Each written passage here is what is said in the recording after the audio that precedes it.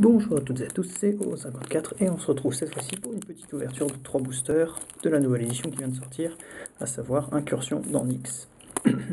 Donc une petite édition très sympa avec un nouvel Edgeni blanc-vert que j'ai ouvert une fois pendant les AP, c'était plutôt cool.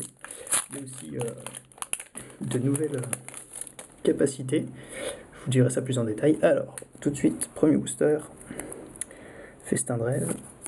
Fontaine de fertilité, infusion de Nyx, le Crota vorace, fontaine de vigueur, sirène aile de guerre, donc comme vous pouvez le voir, il y a toujours la capacité héroïque, pionnière du clan Lagona, diadème d'éclair, hoplite satyre, contre-ordre, on arrive aux Unco, sangsue grouillante, naïade des eaux vives, donc ça c'est la nouvelle capacité, la constellation, donc c'est-à-dire que à chaque fois qu'un enchantement arrive sur champ de bataille et qu'il y a cette carte là sur champ de bataille, ça va déclencher un effet. Ici en l'occurrence c'est la créature ciblée ne peut pas être bloquée ce tour-ci, donc c'est pas mal ça.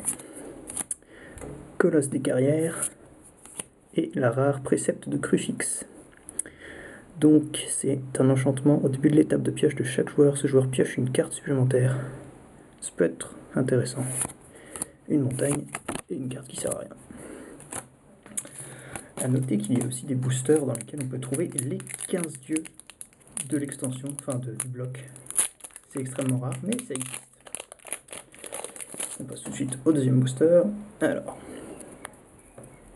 aspect de la Gorgone, fontaine de fertilité, sinistre garde, peste de profanation, armement de Nyx, chute stellaire, grue de ravitaillement, haranguer la foule, giclée de magma, qui est plutôt une bonne carte je trouve, hoplite satyre, on arrive aux Unco, Oriadne des forges, heure du besoin, ça aussi c'est plutôt une bonne carte, parce que vous pouvez exiler n'importe quel nombre de créatures ciblées, en ajoutant grâce à obstination, donc ça c'est une nouvelle capacité, qui permet grosso modo d'ajouter une cible en payant un coût supplémentaire.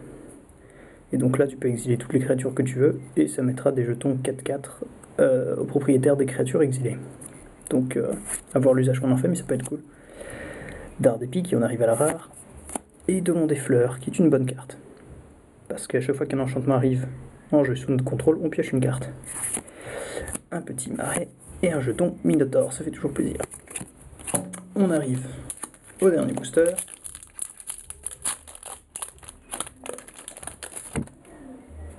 Alors, fontaine de réapparition, oppresseur des mortels, biche dorée, sabot de foudre, pardon, sinistre garde, sirène aile de guerre, chute stellaire, fortificateur sophiolite, sanglier lamecro, ascension des aigles, on arrive aux Unco, chienne de guerre de Mogis, sangsue grouillante, interpréter les signes et le fléau des héros qui est assez rigolo. En AP j'en avais fait une, si je me dis pas de bêtises, une 1920-1920, ça fait mal. Marais et une petite carte qui sert à rien.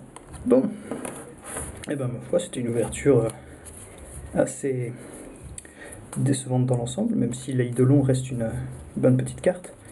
Je vais vite faire le récapitulatif des rares. Alors, dans le premier booster, j'ai ouvert un précepte de Crucifix. Ensuite, j'ai ouvert un Eidolon des fleurs. Et pour finir, j'ai ouvert un fléau des héros.